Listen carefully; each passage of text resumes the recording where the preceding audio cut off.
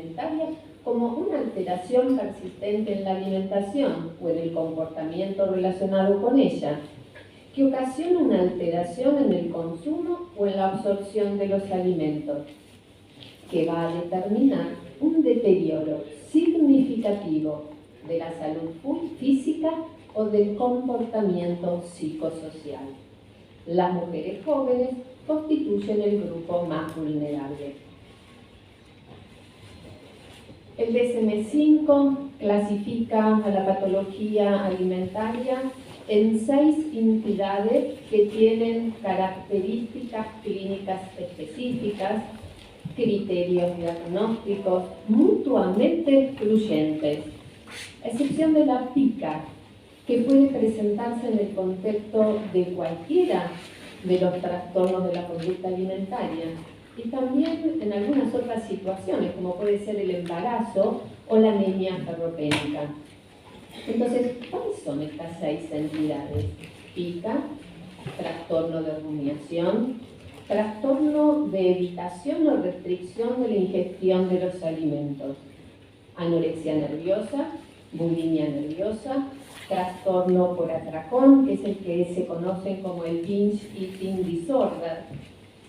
Y cuando no se reúnan todos los criterios diagnósticos que competen a cada una de estas entidades, pero nosotros especificamos cuál es el criterio faltante, estaremos en presencia de otro trastorno alimentario o de la ingestión de los alimentos especificado. Ahora, si no aclaramos cuál es el criterio faltante, la entidad será entonces otro trastorno alimentario de la ingestión de los alimentos no especificado. La prevalencia real de la patología alimentaria es desconocida. Hay un subregistro de la misma.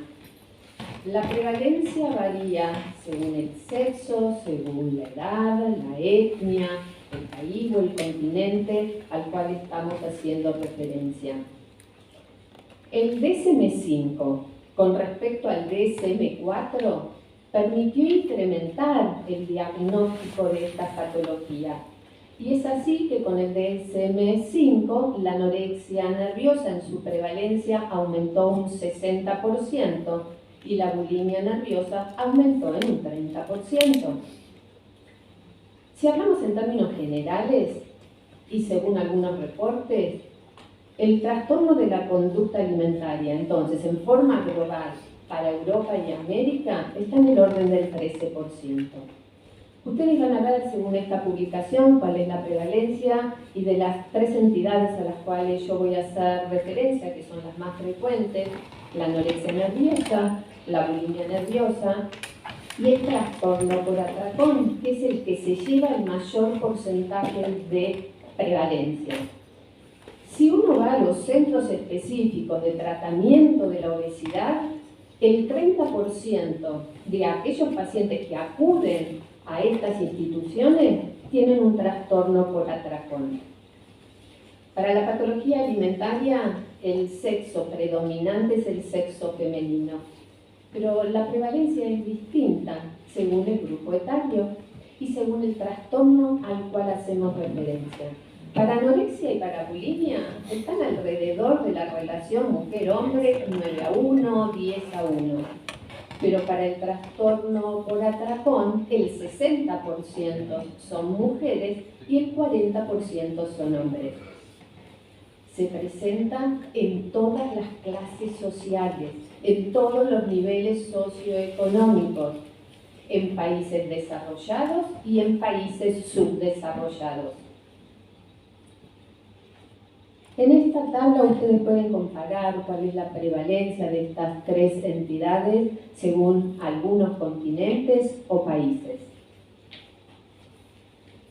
En el año 2002, ALUBA, que es el estudio de la lucha por la anorexia, la Asociación de Lucha por Anorexia y Bulimia, publica que la Argentina es el segundo país en el mundo con mayor prevalencia de desórdenes alimentarios en el orden del 29%, por debajo de Japón, que está en el orden del 35%. Fíjense ustedes, 2 décadas después, 30 de noviembre de 2022, lamentablemente, seguimos ocupando el segundo lugar en el mundo como mayor prevalencia de anorexia y bulimia. No pudimos cambiar las estadísticas. Mayormente aparece entre los 15 y los 29 años. La anorexia nerviosa a edades más tempranas, entre los 14 y los 17. Y cada vez leemos más reportes de anorexia nerviosa en niños entre 3 y 5 años. El trastorno por atracón y la bulimia nerviosa se presentan en general entre los 18 y los 24 años. Las bailarinas, los jockeys, modelos, deportistas de alta competitividad, los chefs, tienen 7 a 10 veces más factor de riesgo para tener una patología alimentaria. La etiología es multifactorial y podemos decir que factores individuales, sean estos biológicos o psicológicos, familiares y socioculturales, intervienen como factores predisponentes, desencadenantes y perpetuantes. Si hablamos de los factores biológicos, hay un 50% de asociación familiar. Predisposición genética para la anorexia nerviosa en el cromosoma 1, para la bulimia nerviosa en el cromosoma 10. Hay gran variedad de polimorfismo en el gen regulador de la serotonina. Otro factor biológico tiene que ver con las comorbilidades que tiene la patología alimentaria vinculada a neurotransmisores, en común con otras enfermedades psiquiátricas. El síndrome depresivo mayor, el síndrome de ansiedad y el trastorno de obsesión, compulsión. Factores psicológicos, hay perfiles típicos, clásicos. El perfil psicológico clásico de la anorexia nerviosa son adolescentes autoexigentes, perfeccionistas, rígidas, que tienden al aislamiento, tienen baja autoestima. El perfil de la bulímica es extroversión, tienen mucha impulsividad. Impulso no solo con la comida, tienen impulso con el sexo, presentan promiscuidad sexual, abuso de alcohol, abuso de otras sustancias ilícitas. Tienen antecedentes muy frecuentes de abuso sexual en la infancia. Dentro de aquellos factores familiares, también es como que uno diga, quien tiene una patología alimentaria es el chivo expiatorio de una familia enferma. Y se vincula a la anorexia nerviosa esas madres sobreprotectoras, rígidas, exigentes. Y el patrón familiar de la bulimia son esas familias disfuncionales, caóticas, con poca comunicación. El factor sociocultural es la delgadez como sinónimo de éxito. Factores desencadenantes, tiene que haber un factor estresor. A veces es el inicio de una dieta, a veces la separación de los padres, el ingreso a la universidad. Y deben existir factores perpetuadores, que en el caso de la anorexia nerviosa está vinculado a los desórdenes de la desnutrición y en el caso de la bulimia nerviosa al círculo que se va a establecer entre restricción, atracón y purga. Podemos decir que los trastornos alimentarios se desregula el sistema del control del apetito. ¿Y cuál es la neurobiología?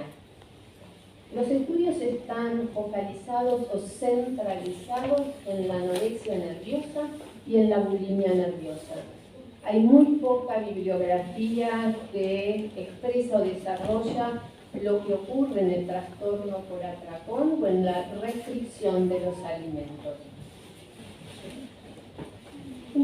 hay estudios a través de las imágenes, resonancia magnética nuclear funcional, PET y SPET, que determinan cuáles son las alteraciones estructurales y funcionales en el cerebro que se pueden correlacionar tanto con alteraciones somáticas, con alteraciones conductuales que se observan tanto en la anorexia como en la bulimia. Y estas alteraciones que yo les recomiendo leer este artículo donde ustedes van a observar que aparece a través de las imágenes con los neurotransmisores, lo que es la neuroquímica, el volumen de la materia gris, de la materia blanca. Entonces hay alteraciones a nivel de lo que corresponde a la corteza órbito-frontal, de la ínsula y del cíngulo. Este estudio también demuestra que alteraciones en la microbiota y en el microbioma están relacionados con la anorexia nerviosa. Y la neurobiología también la podremos estudiar a través de los dosajes plasmáticos, tanto de los que son determinados péptidos como neurotransmisores. Y va a haber un perfil neurobiológico de la anorexia y un perfil neurobiológico de la bulimia, donde va a haber incrementos o disminuciones de algunos de estos neurotransmisores. Y cada uno de ellos va a estar relacionado con diferentes manifestaciones clínicas o manifestaciones conductuales que se encuentran en estas patologías. Entonces, ¿cuáles son los criterios diagnósticos que emplea el DSM-5 desde el 2013 para hablar de los trastornos de conducta alimentaria? Los criterios diagnósticos de la anorexia nerviosa dicen restricción del consumo energético relativo a los requerimientos, que conlleva un peso corporal marcadamente bajo para la edad, la estatura de un determinado individuo. El segundo criterio diagnóstico dice miedo intenso a ganar peso o convertirse en obeso. Pero hay veces que esto no está presente. Pero sí vamos a encontrar una conducta persistente para evitar ganar peso. ¿Y qué puede ser esta conducta? La dieta, la hiperactividad física, el ayuno, el uso de diuréticos, de laxantes, los vómitos autoprovocados. El tercer criterio diagnóstico dice alteración del esquema corporal, porque lo que tienen es alteración en la percepción del peso o la silueta corporal. Hay una exageración de la importancia del peso y la figura en la autoevaluación, tienen muy baja autoestima y también tienen negación del peligro que comporta el bajo peso corporal.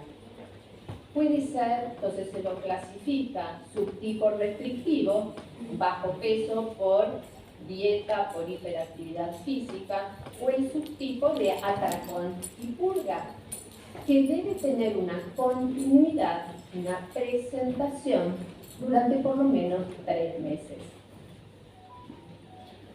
El DSM-5 incorpora que además de haber hecho el diagnóstico de anorexia nerviosa, debemos especificar si la anorexia nerviosa puede ser que tenga una remisión parcial. Es decir, que después de haberse cumplido con anterioridad todos los criterios de la anorexia nerviosa, solo se recuperó el peso, pero todavía se cumplen los otros 2 criterios diagnósticos. Pero puede ser que la anorexia nerviosa se encuentra en remisión total.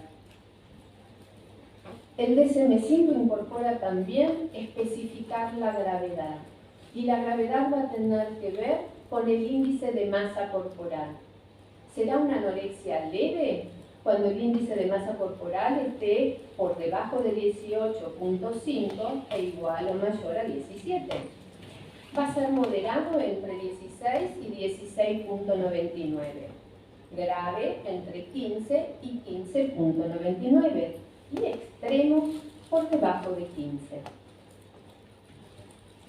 Criterios diagnósticos de bulimia nerviosa. Primero, presencia de episodios recurrentes de voracidad. Es lo que se conoce como atracón. ¿Y qué es un atracón? Lo define el DSM-5. Comer en un corto periodo de tiempo. Por ejemplo, 2 horas. Una cantidad de alimento mayor que la que cualquier individuo podría comer en igual tiempo y circunstancia. Y además debe presentarse otra característica, que es la falta de control sobre el atracón. El segundo criterio diagnóstico, conductas compensatorias inapropiadas para evitar ganar peso. El tercero, los atracones y las conductas compensatorias inapropiadas tienen lugar como promedio al menos una vez a la semana durante un periodo de 3 meses. El cuarto, la autoevaluación está exageradamente influida por el peso y la figura, y acá también tienen baja autoestima. Y el quinto es que tenemos que descartar que esto no sea un subtipo de anorexia nerviosa que tenga atracones y fugas. Acá también incorpora especificar si está en remisión parcial, si está en remisión total, y la gravedad va a quedar determinada por la cantidad de episodios de conductas compensatorias inapropiadas por semana. Y entonces lo clasificaremos en leve, moderado, grave o extremo. Resumiendo entonces, para la bulimia, episodios recurrentes de atracones, comportamientos compensatorios inapropiados y recurrentes para evitar ganar peso, autoevaluación que se ve influida indebidamente por el peso y la figura. Criterios diagnósticos para el trastorno de atracón. Episodios recurrentes de atracones que ya lo definimos. El segundo, los episodios de atracones se asocian a 3 o más de los siguientes hechos. Comer mucho más rápido que lo normal. Comer hasta sentirse desagradablemente lleno. Comer grandes cantidades de alimentos cuando no se tiene hambre. Comer solo debido a la vergüenza que se siente por la cantidad de alimentos que se ingieren. Sentirse luego a disgusto con uno mismo, esa sensación de culpa, de depresión, por haber ingerido esa cantidad de alimentos. Malestar intenso respecto a los atracones. Los atracones se producen en promedio, igual que para la bulimia, al menos una vez a la semana durante 3 meses. Y debemos descartar que no estemos en presencia de un episodio de anorexia nerviosa o de bulimia nerviosa que tienen episodios de atracón.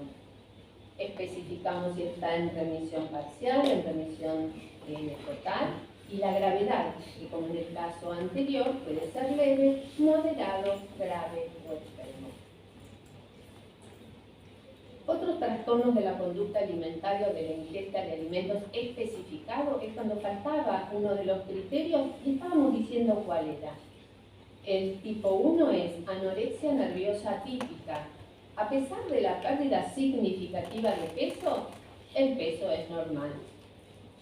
Bulimia nerviosa y trastorno de atracón de frecuencia baja y o duración limitada. El cuarto es el trastorno por purga en ausencia de atracón. Y tenemos por último el síndrome de ingesta nocturna de alimentos. El cuadro clínico, y acá intervenimos nosotros, los internistas. El cuadro clínico de la anorexia nerviosa está determinado en general por las consecuencias de la desnutrición y en la bulimia nerviosa por las consecuencias de las conductas purgativas. Los médicos internistas diagnosticamos el 12% de los casos de bulimia nerviosa y entre el 45 y el 50% de los casos de anorexia nerviosa. Es un número importante a los cuales vamos a tener que ir a la búsqueda de ese diagnóstico. ¿Cuál son las manifestaciones físicas de la anorexia nerviosa? La paciente llega a la consulta acompañada por un familiar. Tiene negación de la enfermedad. Está con muy bajo peso y niega la importancia de esa pérdida de peso. Lo que empezó siendo una dieta para bajar de peso, ahora se transformó en una obsesión. Tiene manifestaciones en múltiples órganos y sistemas. La piel es seca, fría, pálido amarillenta porque ingieren bastante beta-caroteno. Tienen pelo ralo, quebradizo. En el 60% de los casos puede ser que presenten alopecia, fundamentalmente frontal y temporal. Tienen lanugo. El lanugo es el vello fetal que aparece en la región lumbar. Las uñas son quebradizas, tienen intolerancia al frío, lesiones por automutilación.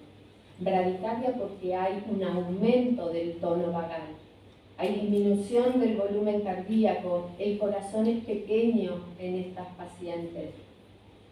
Son frecuentes las arritmias, hipotensión arterial, acrocianosis, insuficiencia cardíaca, derrame pericárdico. 50% tienen prolapso de la válvula mitral.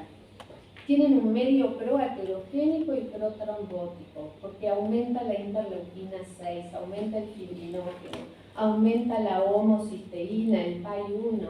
Hay una disminución del factor de crecimiento sin insulina y pueden presentar muerte súbita. Es una de las causas de muerte en anorexia nerviosa. El vaciado gástrico está enlentecido, es frecuente la constipación, le palpamos la cuerda pólica, hay insuficiencia pancreática, el 60% tiene hepatitis nutricional y puede ser que tengan una falla hepática aguda. Esto es más frecuente en quienes tengan un índice de masa corporal por debajo de 13 y esto tiene que ver con la autodigestión de los hepatocitos secundarios a la emaciación. Puede ser que tengan un síndrome de la arteria mesentérica superior, es decir, que al perder la grasa del retroperitoneo, el duodeno queda comprimido en el compás aórtico mesentérico. Suelen estar deshidratadas, pueden presentar hipovolemia, injuria renal aguda. Hay un 5% de las anoréxicas nerviosas que en un lapso de 20 años van a llegar a la enfermedad renal crónica terminal, van a entrar en diálisis, nefropatía tubulointersticial, diabetes insípida neurogénica, edema, litiasis renal. A nivel hematopoyético es frecuente la hipoplasia medular, aparte hay deficiencias nutricionales, le falta ácido fólico, le falta vitamina B12, le falta hierro, es decir que pueden cursar con una pancitopenia. Tienen bajas inmunoglobulinas, tienen disminución del complemento. ¿Son frecuentes las infecciones? No, no son tan frecuentes, pero cuando estas están, son graves, a veces muy graves. Pueden presentar neumotoras, alteraciones en la contractilidad diafragmática, enfisema pulmonar, polineuropatía por las deficiencias nutricionales y cuando están muy emaciadas por las compresiones óseas de los nervios, cefaleas, insomnio, convulsiones, alteraciones cognitivas y atrofia cerebral. A nivel endocrino, amenorrea. La amenorrea es una amenorrea hipotalámica funcional. Y acá tiene que ver lo bajo de estrógenos, el poco peso, la hiperactividad física, el estrés permanente en el cual ellas viven. Hay una hipotermia por disfunción del hipotálamo. La disfunción tiroidea es el síndrome de T3 baja. T3 baja, T4 baja, TSH normal, T3 reversa alta. Hay un aumento de la hormona de crecimiento, pero está disminuido su mediador, la somatomedina, es decir, el factor de crecimiento sin insulina. Hay un aumento del cortisol porque aumenta la corticotropina por este trastorno neurobiológico y puede ocurrir también una secreción errática de la hormona antidiurética. Es frecuente la hipoglucemia, la hipercolesterolemia, hipercarotinemia, tienen déficit de zinc, hipoproteinemia, hay pérdida de masa ósea, es frecuente la osteopenia, la osteoporosis. Cuando vean una adolescente con osteopenia, osteoporosis o con fractura, sospechen si no están en presencia de una anorexia nerviosa. Hipocalcemia, hipofosfatemia, hipotonía muscular y miopatías musculares. Pero el hallazgo más evidente en la exploración física son los diferentes grados de emaciación. La mayoría de las complicaciones en la anorexia nerviosa remiten cuando recuperan el peso y su patrón nutricional, y cuando suprimen, en el caso que estuvieran presentes, las conductas privativas. Pero sin embargo, hay algunas manifestaciones clínicas que pueden ser irreversibles, y ellas son retardo en el crecimiento, en los casos en que el trastorno de la conducta alimentaria se presente antes del cierre de las epífisis, pérdida del esmalte dental en aquellas que tienen vómitos autoprovocados, cambios en la estructura cerebral, porque se documentó que hay atrofia tanto de la sustancia gris como de la sustancia blanca, retardo o detención en el desarrollo puberal y dificultad para la adquisición de la masa ósea, por lo tanto, predisposición a la osteopenia o a la osteoporosis.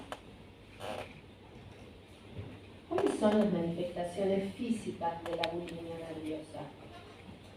Las pacientes consultan por ellas mismas, generalmente por lo caótico de su patrón alimentario y la sensación de descontrol. Pero esto no ocurre en forma inmediata. La mayoría de las estadísticas dicen que entre 3 a 5 años después que comenzaron con su trastorno de conducta alimentaria. El peso puede ser normal, por eso nosotros los clínicos solo el 12% diagnosticamos. Puede ser que tengan sobrepeso o bajo peso. Tienen a veces amenorrea, oligomenorrea, irregularidades menstruales y puede ser que presenten constipación. Lo que vamos a observar como manifestación es la consecuencia de la conducta purgativa, que también la podemos encontrar en la anorexia nerviosa subtipo atracón purga. Los vómitos autoinducidos tienen una prevalencia entre el 80 y el 85%. Secundario a ello, hay alteraciones dentales, son frecuentes las caries, la enfermedad periodontal, el afinamiento del borde incisal. Hay hipertrofia de las glándulas parotidias y de las glándulas submaxilares. Tienen reflujo gastroesofágico a consecuencia de este esofagitis y es más frecuente el esófago de Barrett, laceraciones en faringe, ruptura de esófagos, neumonías aspirativas, como trastorno del medio interno, la alcalosis metabólica hipoclorémica, hipocalemia, deshidratación, aumento de la amilasa salival y el signo de Russell, que lo que ustedes ven en la última imagen, que son callosidades en el dorso de los dedos o de la mano, en aquellas que utilizan los dedos para autoinducir el vómito. Como esto antes permitía diagnosticarla fácilmente, hoy no utilizan los dedos, sino que utilizan algún otro elemento, tal vez la colocación de un lápiz para autoinducir el vómito. El abuso de diuréticos está en el orden del 40%. Secundario a ello, las manifestaciones clínicas de la hipocalemia, hiponatremia, hipofosfatemia, hipomagnesemia, alcalosis metabólica hipocloremica, deshidratación. Cuando el diurético lo suprimen de golpe, tienen el edema de rebote y nefropatía túbulo intersticial. abuso de laxantes como consecuencia de ello, constipación crónica y el colon catártico. El colon catártico se produce cuando ya llegan a la destrucción de los plexos mientéricos. Hipocalemia, hiponatremia, hipomagnesemia, el trastorno del interno acaba de ser la acidosis metabólica hiperclorémica, deshidratación, depresión de volumen porque tienen activado el sistema renina, angiotensina, aldosterona. Puede ser que tengan síndromes de mala absorción y la melanosis cólica es esa hiperpigmentación de la mucosa colónica que ustedes pueden observar en esa imagen cuando usan laxantes derivados de la antraquinona.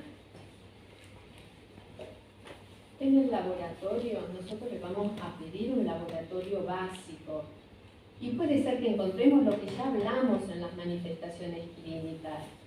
Señalado en rojo si tiene la conducta de los vómitos autoprovocados y le pediremos una amilasa.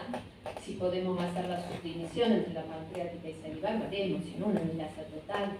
Y siempre los guiones que ponen en evidencia el trastorno de la punta. Miren la cantidad de estudios que nosotros tenemos, que en algunas circunstancias vamos a solicitar en patología alimentaria. Obviamente que si queremos estudiar y ver el seguimiento en una anorexia nerviosa y le vamos a pedir la densitometría ósea, en aquellas que tuvieron convulsiones, el electroencefalograma, hacemos el perfil hormonal ginecológico, el perfil del hierro, el ecocardiograma, documentamos si existe el colapso de la válvula mitral y en algunas situaciones le pedimos la tomografía, el PET o el electro. Ahora, ¿cómo debemos sospechar un trastorno de la conducta alimentaria que no está explicitado por el paciente? Es decir, que a través de la anamnesis nosotros no rescatamos ningún dato que nos oriente hasta esa patología. Puede ser frente a cambios somáticos, retraso en el crecimiento, fluctuaciones en el peso, incapacidad de aumentar de peso, fatiga, constipación o diarrea, susceptibilidad a las fracturas, menarca retrasada, hipocalemia, hiperamilasemia, acidosis o encefalosis dendrótica. Con respecto a alteraciones conductuales, cambios en los hábitos alimentarios, dificultad para comer en público, depresión, aislamiento, comportamientos secretos, abuso de sustancias, ejercicio físico excesivo y robo. El tratamiento de la patología alimentaria es multidisciplinario. Yo solo voy a abordar los aspectos clínicos, porque como dije en el inicio de la clase, esto es enfermedad psiquiátrica grave. Trabajamos en equipo, los clínicos, los psiquiatras, los ginecólogos, los nutricionistas y los psicólogos. ¿Cuál es el objetivo del tratamiento? Estabilizar los parámetros nutricionales y médicos, restablecer el patrón alimentario, mejorar las distorsiones cognitivas, mejorar la autoestima, identificar y resolver los factores precipitantes psicosociales y separar la autoevaluación o autovaloración del peso y la figura. En general, la patología alimentaria se trata de manejar en forma ambulatoria, en hospital de día. Tratamos de pocas veces internar, pero hay criterios de internación, tanto en anorexia nerviosa como en bulimia nerviosa. ¿Y cuáles son estos criterios de internación? Una desnutrición mayor al 30%, que corresponde a un índice de masa corporal que va a estar por debajo de 16. Frecuencias cardíacas menores a 40, sistólicas menores a 70, glucemias menores a 45 miligramos por decilitro, hipotermia con atrocianosis, deshidratación, desequilibrios electrolíticos, infecciones, incontinencia familiar, porque acá se hace terapia de familia, la existencia de autoagresiones, el rechazo a la ingesta, emergencias psiquiátricas. La anorexia nerviosa tiene altas tasas de suicidio y los factores de tipo social. ¿Cuál es el tratamiento desde el punto de vista de la realimentación? La ganancia temprana de peso predice mejores resultados. Vamos a intentar siempre utilizar la vía oral. Si la vía oral no es una opción, será la única circunstancia en las cuales se le colocará una sonda nasogástrica. Hay que corregir los trastornos hidroelectrolíticos. Si el paciente tiene severo bajo peso, acá hay diferentes guías que tienen diferentes propuestas. Las guías británicas dicen que debemos iniciar con 5 a 10 kilocalorías por kilogramo de peso por día. Las guías españolas, 25 kilocalorías por kilogramo de peso por día. La Asociación de Psiquiatras Americanos, 30 a 40 kilocalorías por kilogramo de peso por día. Sin embargo, después de que veamos un caso clínico, yo voy a hacer algunos otros aportes. La ganancia de peso, y algunos dicen que debe estar entre 500 y 1,5 kg, hay otros que dicen que no, que tiene que ser inferior, quién sabe, entre los 500 y los 700 por semana. Y también vamos a hacer algunas consideraciones. Debemos dar suplementos nutricionales. Comparto ahora con ustedes este caso clínico. Esta publicación fue hecha no por los profesionales intervinientes. Y hay algo que los médicos tenemos que cambiar, que tenemos que modificar, porque se aprende del error. Entonces es válido de la experiencia de otros, tal vez de algunas equivocaciones, el conocimiento de las mismas, que permitan a otros colegas no incurrir en el mismo error. Este dice así: anorexia nerviosa con desenlace fatal. Es decir, que todos sabemos que esta pacientita falleció. A propósito de un caso. Es una mujer de 19 años que su índice de masa corporal llegó a 11 y que lamentablemente falleció mientras recibía atención hospitalaria. Recién estuvimos viendo algo de los criterios de internación en la anorexia nerviosa. Por eso repito, el tratamiento es multidisciplinario. ¿Qué parte de este caso clínico? La pacientita realizaba consultas semanales en un consultorio de trastornos de conducta alimentaria. Se hacía mucho énfasis en la restricción del ejercicio físico y la vigilancia de su ingesta a lo largo de 3 meses que permaneció en ese programa. Logró recuperar peso hasta un índice de masa corporal de 11,8. En ese entonces registraba una presión arterial de 80-50 milímetros de mercurio, una frecuencia cardíaca de 68. Lamentablemente, luego de un mes, acudió por emergencia de Hospital General por extrema debilidad. Los días previos solo había ingerido 1 o 2 vasos de leche de soja al día. La soja depende, porque tenemos preparados que tienen azúcar y otros que no lo tienen. Rondan las calorías entre un vaso 240 mililitros, entre las 30 y 100 calorías. Esa misma mañana fue referida desde el Hospital General, sin más examen, al Hospital Psiquiátrico de Origen, donde se la encontró despierta, hipoactiva. Si hay algo que tenemos que abrir grandemente los ojos, es en una anorexia nerviosa cuando esté hipoactiva, porque a pesar del bajo peso, mantienen la hiperactividad, excepto en casos como el que estoy mencionando ahora, o cuando está con una depresión muy grande, donde tiene alto riesgo de suicidio. Estaba escueta, astérica, ánimo decaído, refería verse adelgazada, tenía edemas en ambos miembros inferiores, intolerancia al frío, una PA de 80-50, una frecuencia cardíaca de 50, un índice de masa corporal de 11.1. Quedó en observación en la emergencia del hospital psiquiátrico. Se implementó hidratación parenteral y dieta enteral de 1000 kilocalorías fraccionadas.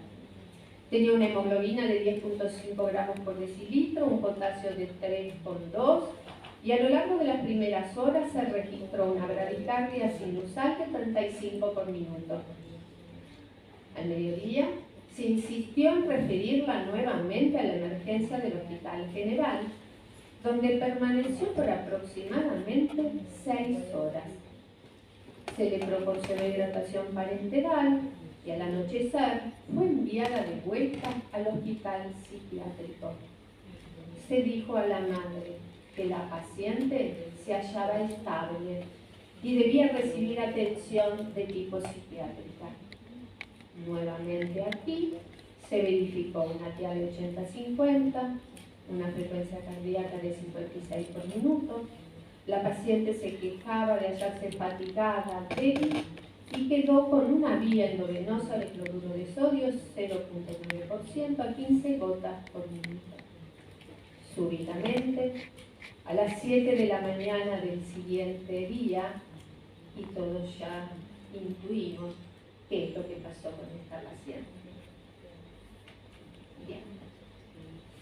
Otra de las causas de mortalidad en la anorexia nerviosa, porque se va a dar también en otras patologías donde nuestros pacientes estén caquéticos, es el síndrome de realimentación, que es el cuadro clínico secundario a la disminución del fósforo, del magnesio, del potasio, la depresión de tiamina, las alteraciones en el metabolismo de la glucosa, la retención hidrosalina, que ocurre tras el aporte de alimentos en alguien que se encuentra con bajo peso.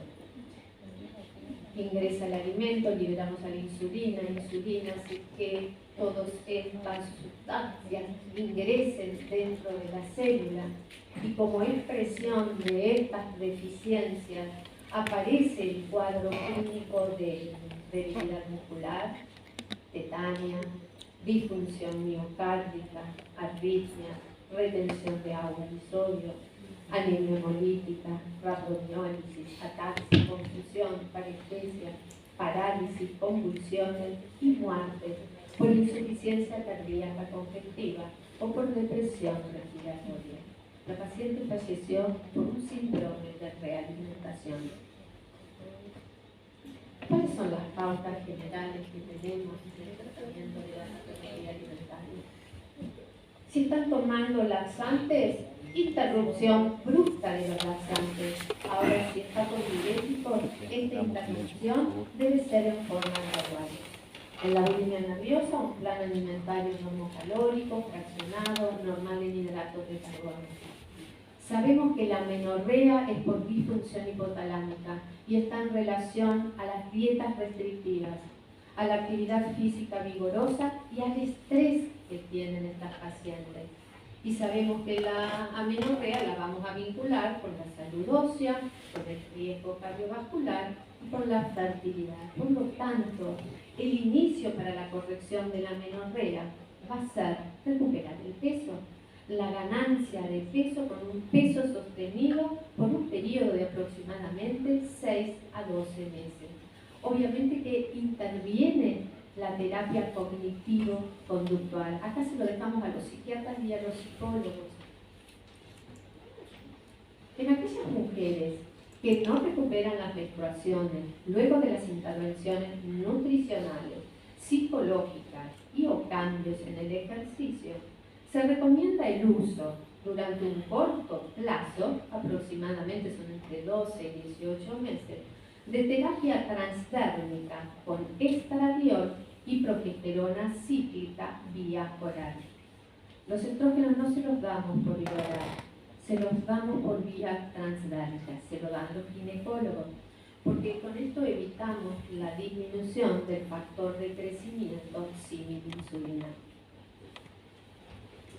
Tratamiento de las alteraciones en la masa ósea, restaurar el peso, suplementos de calcio, de vitamina D, actividad física tipo caminata, pero solo en aquellas que tengan un índice de masa corporal por arriba de 16. Acá hay mucha controversia. Hay algunos estudios que sugieren no utilizar bifosfonatos, no denosumab, no testosterona o leptina para mejorar la densidad mineral ósea en mujeres con amenorrea hipotalámica funcional. Sin embargo, hay otras publicaciones que sí aconsejan utilizar los bifosfonatos. Cuando internamos en bulimia nerviosa, depresión severa, intento de suicidio, salud física preocupante, alteraciones hidroelectrolíticas severas, primer trimestre del embarazo con hábitos alimentarios severamente perturbados y refractario a un tratamiento ambulatorio. ¿Cuál es la evolución? Tanto en anorexia y en bulimia, que es sobre lo que hay estudios y sobre lo que se tiene experiencia. El 60% se recupera, el 20% se recupera parcialmente, es decir, que va a tener recaídas, 15% no mejora y hay un 5% que fallece. En anorexia nerviosa, la mortalidad a corto plazo está en el orden del 1 al 5%. A largo plazo, y acá hacemos referencia a 20 años, llega al 20%. Según el DSM-5, la mortalidad en anorexia nerviosa es del 5% por década y 30% de las muertes son secundarias a suicidio. El resto es por la emaciación extrema, las infecciones, los trastornos hidroelectrolíticos y el síndrome de realimentación. El DSM-5 dice mortalidad para bulimia el 2% por década. Vamos a ver ahora con dos casos clínicos qué es lo que se entendió de la charla de hoy. Paciente de sexo femenino, 18 años. Tras la separación de sus padres, comienza con restricción alimentaria. Vomita regularmente, 2 a 3 veces por semana. Presenta hiperactividad física y aislamiento social. Perdió 12 kilos en los últimos 3 meses. Su índice de masa corporal es de 19. Trastornos de la conducta alimentaria o de la ingesta de los alimentos especificados u otro trastorno de la conducta alimentaria o de la ingesta de los alimentos no especificado.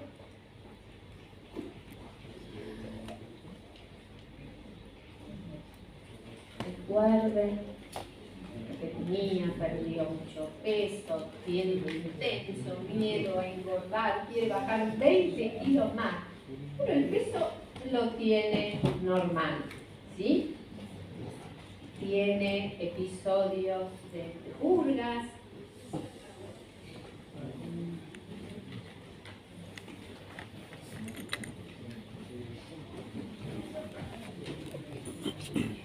bien.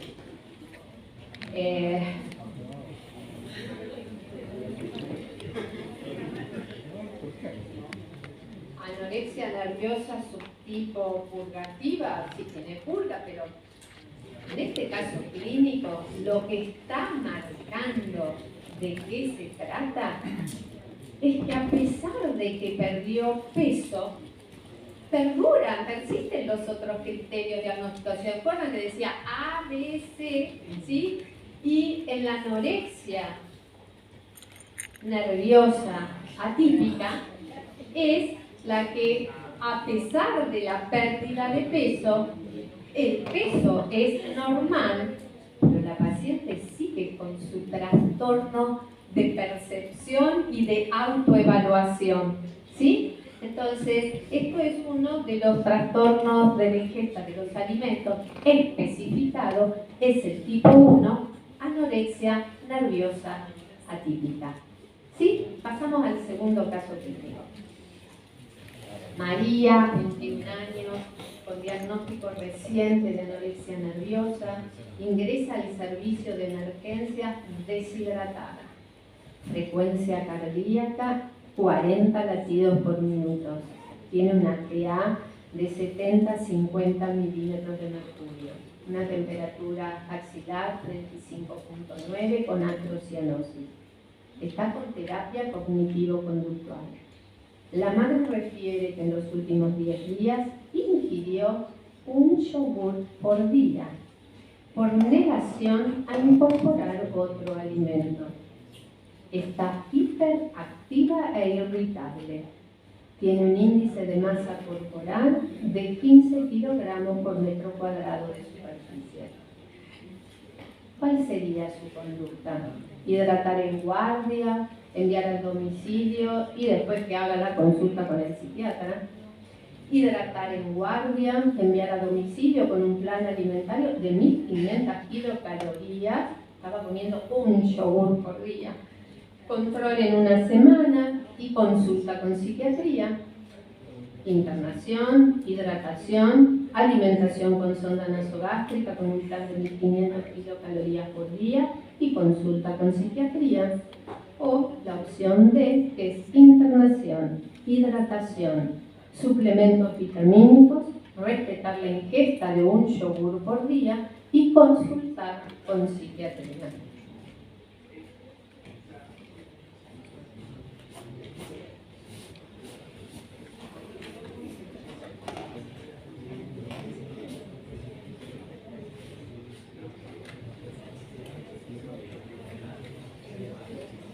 Supongo que van a consultar bien.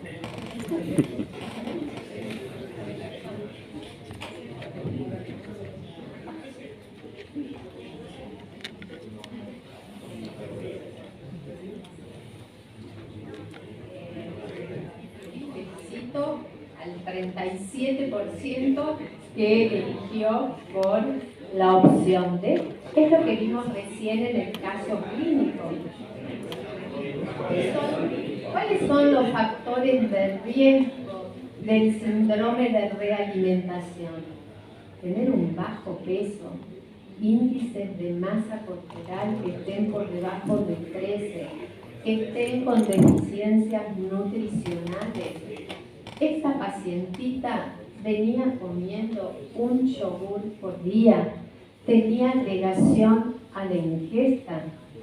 Si yo a esta paciente le pongo de entrada un plan de realimentación de 1500 kilocalorías por día, probablemente le va a ocurrir lo mismo del caso clínico que traje para compartir con ustedes.